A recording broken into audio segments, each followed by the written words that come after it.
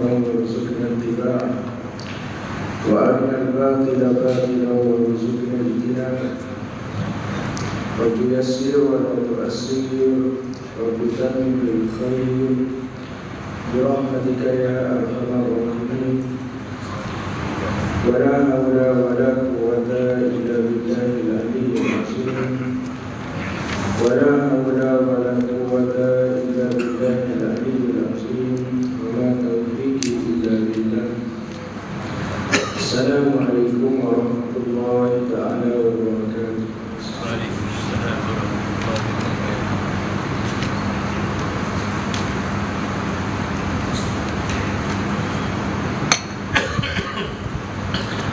Kita sambung pengajian kitab Rabiul Ghafilin dari Syekh Abu Samad bin Muhammad Saleh Al-Jawi Al-Bantani, lebih ma'ruf dengan gelarannya Tuan Taman.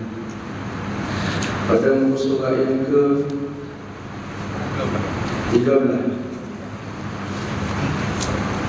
dari yang kedua daripada teman. Dalam muka surat 13 dari yang ke-7, hari yang ke-7 daripada surat 13, hari yang ke-7 daripada qala Syekhul Mu'allifu rahimahullah ta'ala wa nafa'na bi ulumihi wa ulumina fid dharain amin. Sabda Nabi sallallahu alaihi wasallam, man qala la ilaha illallah mukhlishan dakhala al-jannah. Masih lagi kita bercakapnya di waktu-waktu ihtirar, waktu-waktu hampir daripada nak keluarnya ruh daripada jasad. Maka waktu sakit kita bagi ulang agama kita. Nabi sallallahu alaihi wasallam pesan pada kita, tadi khamsan qabla khamsin, kejarlah 5 perkara sebelum datangnya 5 perkara. Tadi kejar, ambil buku khamsin, tadi khamsan qabla khamsin, kejarlah 5 perkara sebelum datangnya 5 perkara. Antaranya wasihhataka, sehat kamu sebelum datangnya sakit kamu. Qabla saqmik, wasihhataka, sehat kamu sebelum datangnya sakit. Maka bila sakit, terbatas segala amal-amal ataupun kerja buat kita. Bila sakit. Sebelum daripada sakit, itulah Allah Ta'ala beri pada kitanya sehat dan sakit. Sehat juga pemberian daripada Allah, sakit juga pemberian daripada Allah. Lagu mana kita guna oleh panggil kesehatan kita, dan lagu mana kita bila menghadapi sakit.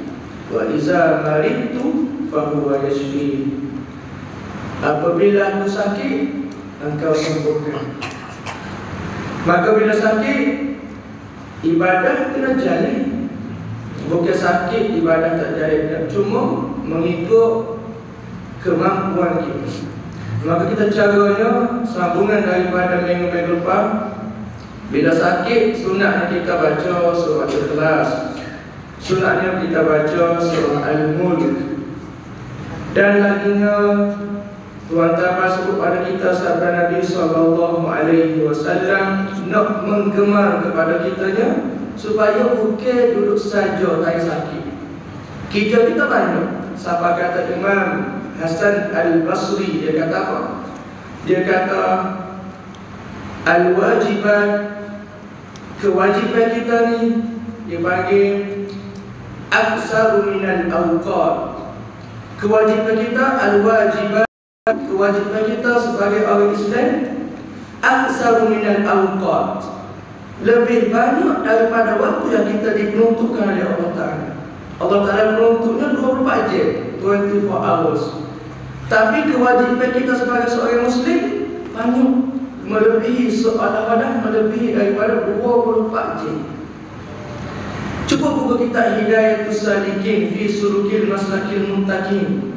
karangan daripada syarah Bidayatul Hidayah dikarang oleh Hidayatul Salikin oleh Syekh Abdul Somad Al-Faribani. Kalau kita cek model, kita tak ada masa nak duduk saja. Tak ada masa nak duduk saja. Bahawa banyak dengar zikir, banyak dengar kijam. Maknanya kita boleh kata sekali lalu, kalau orang tanya kita ni buat apa dah? Saja. Tak kena dengar. Agama kita semuanya banyak gitu. Sebab masanya singkat, perlu kita bekerja banyak untuk dapat apa yang lebih besar lagi di negeri akhirat sana. Maka katanya, atau sabda Nabi sallallahu alaihi wasallam, man qala la ilaha illallah mukhlishan dakhala al-jannah. Artinya sabda Nabi sallallahu alaihi wasallam, barang siapa man, siapa dia ni? Tak kira siapa-siapa, baik lelaki, baik tua, baik muda. Dia kata apa? Qala la ilaha illallah. Barang siapa berkata la ilaha illallah, lagu mana dia kata saya? Mukhlishan. Padahal keadaan dia kata saya tu ikhlas, ia seseorang. Apa yang dia dapat? Dakhalal jannah, nescaya masuk syurga dia. Tapi hadis ni kita jangan fahamnya sekali lah sebut la ilaha illallah syurga dah. Kalau ni hadis ni bagi untuk menggemarkan kita. Ulama kata setengahnya hadis ni untuk menggemarkan kita supaya basuh lidah dengan zikrullah, dengan tahlil la ilaha illallah. Maka walaupun man qala la ilaha illallah mukhlishan dakhala al-jannah, siapa dia ucap, siapa dia sebut, siapa dia kata la ilaha illallah masuk syurga, ya. Tapi setelah dia settle wajib-wajib dan dia taubat daripada jatuh silap dan dosa, barulah kena dengan hadis ni dakhala al-jannah. Kalau ayat ni secara umum, hadis ni secara umum, siapa dia royak la ilaha illallah, dia sebut, dia tetap hati dia nya dakhala al-jannah. Orang yang ada iman dari hati dia walaupun sebesar zarah, syurga dia. Walaupun syurga, lalu kot nerakanya, kena seksa dulu. Tapi ala kuliahnya, pada akhirnya masuk syurga dia, dakhala al-jannah. Maka hadis ini kita nak faham bahawa siapa dia royak, siapa dia ucap, siapa dia sebut la ilaha illallah dengan hati yang dia ikhlas, dakhala al-jannah, masuk syurga. Syarat pertama, dia ikhlas. Dan syarat yang kedua, dia settlekan wajib-wajib pada dia. Dan kalau ada jatuh dalam maksiat, dia tahu dia menyesal, dia kembali dan dia berazam tak buat lagi. Ambil kenesa hari ini kalimah mukhlisan. Mukhlisan, mukhlis, ikhlas. Ikhlas orang panggil jernih, bersih, tahur dengan makna bersih. Maka kita yang beriman, Allah Ta'ala suruh kita buat ibadahnya lillah, kepada Allah Ta'ala semata, bukan li ghairillah, bukan selain daripada Allah Ta'ala. Royak yang mudah, nak buat bukan mudah seperti sebut, tapi dituntut. Ikhlas ini dituntut dalam pelbagai ibadah kita. Bahkan bila kita mengaji ilmu tasawuf, tiap-tiap ibadah yang tidak diikhlaskan, tidak ada ikhlas, ibadah ini hanya diangkat taklifan. Buat semaya tidak ikhlas, ki mok subuh, ki ustaz subuh, wajib-wajib dulu, maka dia buat, tapi bukan lillah, li ghairillah, selain daripada Allah. Sebab mok marah, sebab ayah bakso, maka dia buat. Mok ayah suruh mengaji pondok, mengaji agama, tuntut ilmu, dia tak asyik. Tapi mok bakso, mok buku ayah buku dia mengaji, tapi bukan lillah, li ghairillah, selain daripada Allah. Maka orang ini kalau benda wajib diangkat taklifan. Orang panggil, dia sudah menunaikannya. Kalau semaya, biasa semaya, dia semayakan, tak ada salah. Tapi salahnya tidak ikhlas. Tidak kita tuju hati pada Allah, bukan semata-mata kerana Allah, tapi ada sebab lain. Ada pun sebab nak ke syurga dipanggil ikhlas. Ada pun takut pada neraka dipanggil ikhlas. Ada pun orang panggil nak pada janji-janji Allah dipanggil ikhlas. Ada pun selain daripada itu tidak ikhlas. Tapi ikhlas buat amal kerana nak syurga, ikhlas buat amal tinggal maksiat kerana takut neraka, itu ikhlas.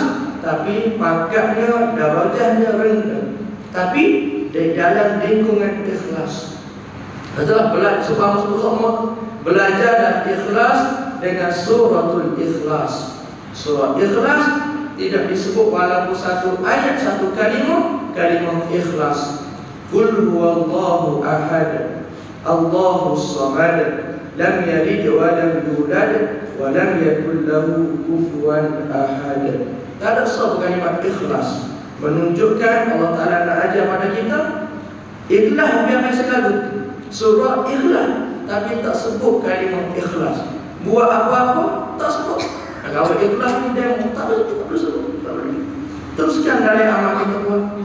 Habis maknanya pertama, man qala la ilaha illallah mukhlishan, dengan hal keadaan dia ikhlas, dakhalal jannah, masuk syurga. Dengan makna dia settlekan, dia buat wajib-wajib dan dia tinggal maksiat. Kalau dia termaksiat dia tahu kan. Habis dan diriwayat, ceritalah kita bagi, dan diriwayat orang bahawasanya apabila berkata oleh hamba Allah akan la ilaha illallah, diriwayatkan maknanya disebutlah riwayat sama ada asar atau hadis, wallahu a'lam. Diriwayat orang bahawasanya apabila berkata, yakni menyebut oleh hamba Allah akan la ilaha illallah, datang kalimah itu kepada surat amalannya, yakni dicatat, yang disurat, yakni ditulis oleh malaikat. Maka tiada lalu, makna tak ada lah kita panggil. Maka tiada lalu, tak ada ia seseorang atas kejahatan di dalam surat itu, melainkan menyapu ia kalimah la ilaha illallah akan kejahatan itu. Gayahnya hingga mendapat ia hamba yang ucap la ilaha illallah sekali akan kebajikan di dalam surat itu. Bagaimana? Seperti kebajikan kalimah itu juga. Maknanya kita boleh bahas sekali lalu, diriwayatkan bahawa kalau dah ada seseorang hamba Allah, dia ucap kalimah la ilaha illallah, dia ucap kalimah sekali, maka dalam surat catatan dia ada dicatat oleh malaikat, orang panggil pencatat amalan, adanya kita panggil catatannya jahat, buat salah, buat benda mungkar, buat maksiat. Maka bila ucap kalimah la ilaha illallah, kalimah itu tolong sapu, tolong sucikan, tolong bersihkan huk tercatat, huk silap-silap, huk salah-salah. Lepas itu terbuai sekali dan mendapat kebajikannya di dalam surah amalan itu banyak mana. Sebagaimana ini seperti kebajikan kalimah itu juga. Seperti kebajikan kita mengucap kalimah la ilaha illallah, kalimatul thayyibah, kalimat tauhid. Kita mentauhidkan Allah, la ilaha, tiada Tuhan illallah, malaikat Allah Ta'ala juga. Ini amalan, antara amalan sahabatnya, hidup dia baca la ilaha illallah. Kita boleh buat amalan. Pada saja, pada kaji qasid, min husnil mar'i tarkuhu ma la yu'nih. Daripada keedukan seseorang, tarkuhu ma la yu'nih, dia tinggal benda tak pedah daripada dia. Tinggal benda tak pedah, ambil benda molek-molek. Cuma ada riwayat lain tersebut. Kita panggil dibui oleh Allah Ta'ala, jaganya raqibun atid, dua malaikat penjaga. Dan riwayat lain ada lagi dua malaikat khusus. Min dzikil kalam, nak sepik gadgetnya, maka dibolehkan kata ulama sebut dua orang malaikat. Tapi sebutnya kita malaikat bukan orang. Tapi nak kata payah dua malaikat, sedap. dua orang malaikat. Tak salah. Cuma iktikad kita yang malaikat bukan orang. Diciptakan daripada nur cahaya. La ya'sunallaha ma amarahum. Tidak maksiat, tidak derhaka kepada Allah Taala. Tapi disebabkan kecek payung, boleh dibolehkan harus sebut dua orang malaikat. Tapi hati kita bukannya royak malaikat tu orang. Tapi kita sebut nak sebut kecek je. Dalam hati kita malaikat bukan orang, ciptakan daripada cahaya. Dikira kalam ya. Sepik kecek, dua malaikat, tiga malaikat payung, dua orang malaikat boleh. Tak ada masalah. Asal iktikad kita yang malaikat bukan orang. Malaikat diciptakan daripada nur cahaya. Habis. Dari riwayat lain, Nabi SAW terjemuh lalu. Satu hari Nabi SAW keluar daripada rumah. Hendak ayat lebih berselawat. Nabi keluar daripada rumah kadang-kadang ibtisam senyum. Maka bila Nabi senyum, sahabat gelih kepada Nabi, sahabat tanya, ya Rasulullah, kenapa aku melihat di wajah kamu senyuman daripada kamu? Adakah sesuatu?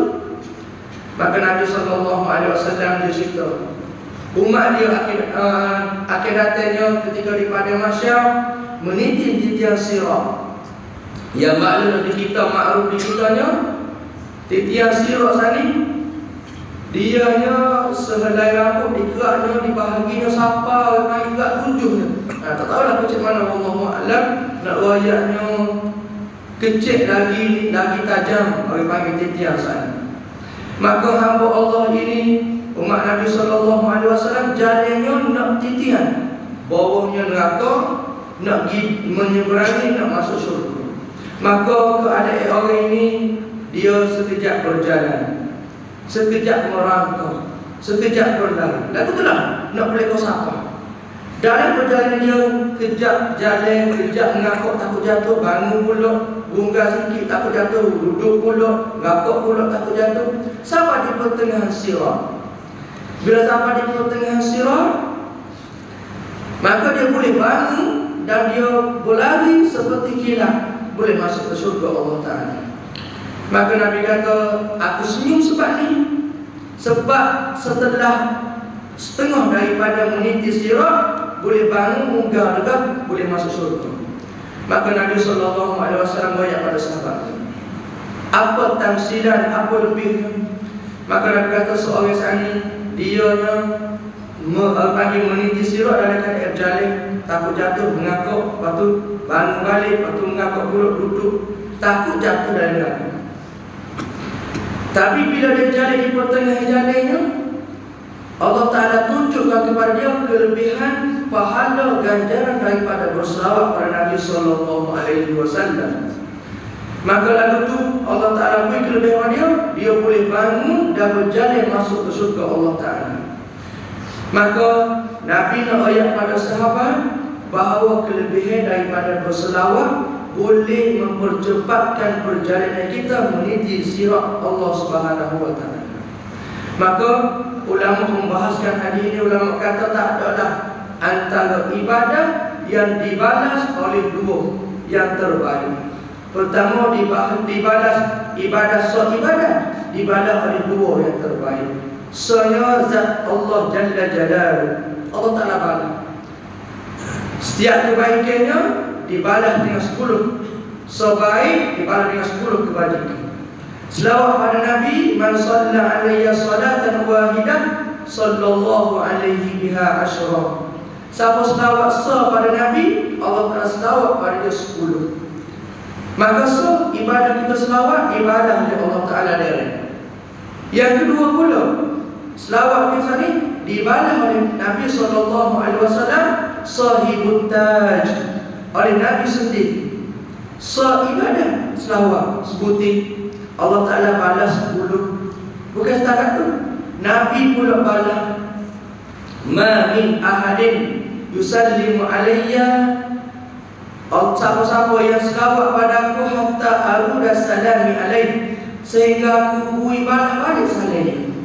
Siapa-siapa yang selawat pada aku, kata Nabi, aku balas balik salam dia serta nama abah dia. Maknanya ulama kata kita berselawat, kita buat 2 kebaikan. Bukan setakat dibalas 2 kebaikan. Selawat semua balas oleh Allah, balas oleh Nabi-Nabi jawab salam. Yang keduanya dapat 2 kebaikan. Pertama, kita buat baik untuk diri kita. Kena buat baik pada diri kita, jangan menzalimi diri kita. Rabbana zalamna anfusana wa illam taghfir lana wa tarhamna lanakunanna minal khasirin. Yang kedua, bila kita buat baik pada kita, ada salat.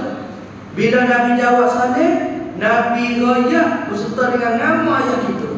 Maknanya kita telah berbuat baik pada ibu bapa kita, birrul walidain. Berbuat baik pada ibu bapa kita. Nabi jawab salam, Nabi royak nama kita, Nabi kenal kita, dan Nabi juga royak ayah kita, Nabi juga kenal ayah kita. 2 kebaikan kita dapat, dibalas 2 kebaikan. Apa tu? Kelebihan selawat pada Nabi SAW. Maknanya, pada asalnya Rakib atik 2 malaikat. Dan daripada riwayat Sahih Nabi kisah Nabi cerita pada sahabat, ia nak sahabat pagi ada rumah dia jalan, sahabat bertengah boleh jalan, pagi sahabat masuk surga. Allah Taala utus 2 malaikat khusus untuk jawab salam bagi orang yang bagi salam pada Nabi SAW. 2 malaikat khusus. Okey, atik tulis jahat dan tulis baik. 2 malaikat khusus datanya untuk tulis kebaikan, huk mesej lawak khusus atau khususiyat, menunjukkan kelebihan berselawat. Khusus pada hari Jumaat. Hari Jumaat kena perbuat hari selawat.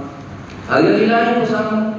Kalau hari lain 300, hari Jumaat hari raya bagi kita, bagi umat Islam. Maka balik ke 1000, nyala diri 1000, balik ke nak tasbih digital, nak tasbih manual tak kira. Yang penting dapat kita berselawat pada Nabi SAW. Sehingga dijadikan rukun khutbahnya selawat pada Nabi SAW. Amin. Maka ia duduk pada sisinya, pada sisi hamba Allah. Maka ia, yakni kalimah la ilaha illallah, duduk yakni ada sekali pada sisinya, sisi Allah Ta'ala. Apa ingat anda pernah sebut oleh sebelum ni, man qala la ilaha illallah dakhala hisni wa man dakhala hisni amina min azabi. Siapa sebut la ilaha illallah dakhala hisni, dia telah masuk kepada benteng aku kata Allah, masuk dalam perlindungan Allah. Wa man dakhala hisni, siapa dia masuk dalam perlindungan Allah, amina min azabi, dia selamat daripada terkena azab. Berbanyak kalimah tauhid, kalimah thayyibah. Apa dia? La ilaha illallah. Baik. Dan lagi yakni kita kena ketahui juga bahawasanya orang yang membanyakkan menyebutkan kalimah itu, kalimah la ilaha illallah, insya-Allah Ta'ala bercahayalah hatinya, hati orang yang mengucap kalimah la ilaha illallah, dan disucikan batinnya dengan zuhud. Artinya disucikan hatinya sani, suci batin dia. Tu sila cetak tu. Okey, daro paji tu, daro padal berdal jim tu la sawab, jim tu dal daripada. Jadi siapa dia yang sebut kalimah la ilaha illallah, katanya Tuan Tabal, insya-Allah bercahayalah hatinya. Bersih hati dia. Spotlight kita panggil. Bila spotlight bila cukup, apa yang berlaku, nampak Allah. Nampak Allah, maksud nampak perbuatan Allah, bukan nampak perbuatan manusia. Maka tidak tenang. Dan disucikan batinnya, batin seseorang yang ucap kalimah la ilaha illallah dengan zuhud. Apa makna zuhud? Zuhud, orang yang zuhud satu sifat hati. Zuhud bagi dana ingat mana? Zuhud bagi dana satu sifat hati. Orang yang bersepakat dengan sifat zuhud dipanggil zahid. Waktu kita letak nama kita tu zahid. Tak kira nama zahid ke, nama lain tak kira. Yang penting nama comel-comel. Zuhud satu sifat pesen lokoh hati dia pada dunia, tak berhenti kita panggil. Tapi kena ingat, tu bagi dalil. Bagi dalil. Zuhud ni dia tak dalil. Tapi dia diterjemahkan oleh dalil. Tapi tidak semestinya orang panggil diterjem, kadang dalil saja. Satu hari seorang guru, dia mengajar murid dia ramai. Dia mengajar Pak Zuhud. Murid ni dia kenal Tok Guru dia. Tiba-tiba Tok Guru tanya dia bawa ridak baru. Dia lama kan. Dia bawa ridak baru Tok Guru dia. Bila bawa ridak baru ni, ridak baru kan? Tak tahu dah soalan. Mengajar tentang Zuhud. Murid dia tak faham Zuhud ni pasal mana. Tok Guru sahabat Pak Zuhud. Jangan ambil dunia, jangan temu orang pada dunia. Sedap sahabat Tok Guru dia. Dia bawa ridak baru. Maka tu belajar beli air ustaz aku ni. Banyak pasal jangan cara, jangan tengok orang ada dia tidak tahu dia. Pak beli tu. Aku cek masalah dia. Maka bila tu murid ni dia jadi ayah juga betul. Apa ni? Kau kacau saja kau buat saja. Maka dia tanya tu lah. Ada bagi murid bila ada nampak sepotok kena tanya. Jangan duduk lagu tu. Was-was syaitan, talbias syaitan, kita akan suuzon dengan guru kita. Kita akan bersangka dengan orang panggil guru kita dan sebagainya. Bila kita tahu, bila panggil ada orang hati dengan guru, tanya, Ustaz, ini tu apa? Mungkin ada cara dia. Cari kemungkinan-kemungkinan yang memungkinkan bahawa silap itu. Silap adanya hati dia. Bila Tok dia cara pasal Zuhud, jangan ambil dunia, jangan kejar dunia. Dunia ni seperti orang panggil tak ada nilai. Kalau dah ada nilai, dipanggil janah ba'allah. Kalau ada nilai, orang panggil sebesar sayap nyamuk, Allah Ta'ala tidak akan bagi minum walaupun setengah air pada orang kafir. Sudah bersyarat. Maka murid dia tanya, wahai guru, Tok Guru cek pasal Zuhud, pasal tinggal dunia. Tok Guru baru beli ridak baru. Bagaimana tu? Maka guru dia kata, wahai muridku, zuhud ni sifat dan zuhud sifat hati. Apa makna zuhud? Tak temoh pada dunia, tidak berakhir pada dunia. Adapun di badan aku ni, lidah baru ni kata Tok Guru dia, kau ni aku nak menzahirkan bahawa aku ni Allah Ta'ala beri duit lebih. Bila Allah Ta'ala beri duit lebih, aku ingat pada ayat Quran yang fa amma bi ni'mati rabbika fahaddis. Adapun nikmat daripada Tuhan kamu, fahaddis. Muaya. Maka dari agama kita dapat tahu, dari bab tasawuf, kita boleh tahaddus bi nikmah. Tahaddus boleh, tak boleh hasad. Hasad lain, tahaddus lain. Dari ilmu tasawuf sana cara hasad lain. Apa hasad? Kita dengki pada seorang dengan kemewahan yang dia ada, dengan apa yang dia perolehi, dengan apa yang dia ada pada diri. Itu hasad. Kita dengki. Kita tak setuju kalau jiran kita beli kereta baru. Jiran kita beli kereta baru, kita yang sakit, kita yang demam. Patut kita kena gembira sekali. Tapi tak boleh. Jiran kita buat rumah baru, kita pula demam. Itu tak boleh. Hasad. Sahabat Nabi SAW hadis yang lain, la hasada illa fisnain. Tak boleh kita nak hasad, tak boleh kita nak dengki, melainkan bukan. Dua ni boleh dengki. Dengki yang tidak berdosa. Adapun dengki yang lain, berdosa, salah, kena wajib taubat. Salah dari hati kita, mazmumah dari hati. La hasada, tak boleh nak dengki illa fisnain, melainkan dua kali ni boleh dengki. Pakat dengki dua ni. Dia dua kali. Pertama, rajulun, seorang lelaki. Bila sebut lelaki, maklumnya juga perempuan. Rajulun atahu Allahu mala. Seorang lelaki atau perempuan dibagi oleh Allah Ta'ala mala, harta.